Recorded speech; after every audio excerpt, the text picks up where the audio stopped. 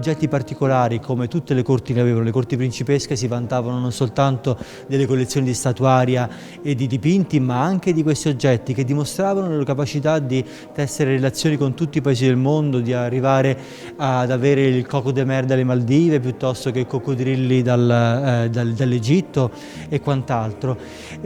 Questo riallestimento include anche una sezione importante di reperti paleontologici di proprietà comunale che vengono qui esposti per la prima volta. Sono fossili che in qualche modo si legano agli studiosi mantovani di fine Ottocento, alla storia del territorio mantovano, quindi alla fauna, alla flora qui presente anticamente nella preistoria e nella protostoria.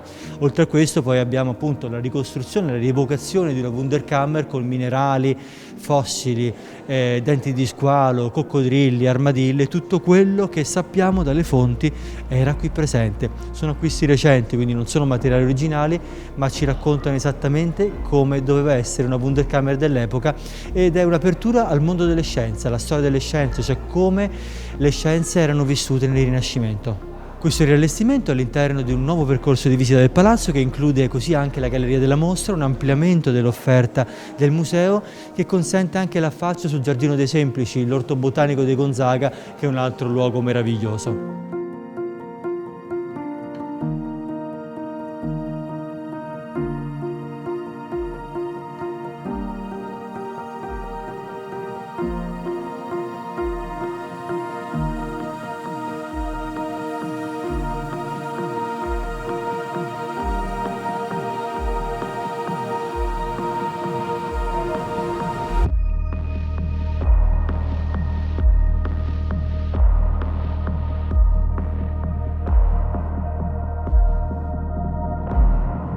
L'ippopotamo, che è un ippopotama, è la più antica tassidermia esistente al mondo di mammifero. Fu ucciso nel 1600 in Egitto, portato in Italia, raccolto da Vincenzo I Gonzaga all'interno di questo spazio e rimase a Mantova fino al 1783.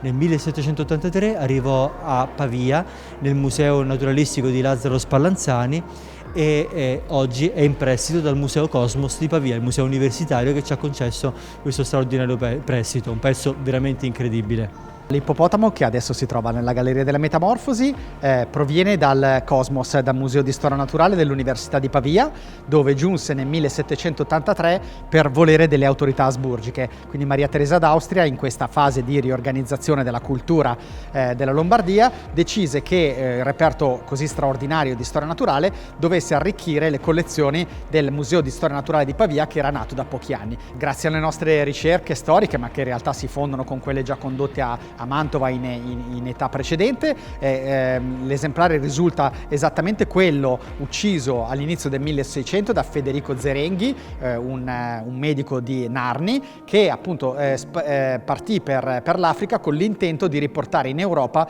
un esemplare di ippopotamo. In realtà ne riportò due che finirono, uno alla corte dei Medici a Firenze e uno appunto alla corte dei Gonzaga, dove rimase appunto nella celeste galleria, nella Galleria delle Metamorfosi, per circa 170 anni.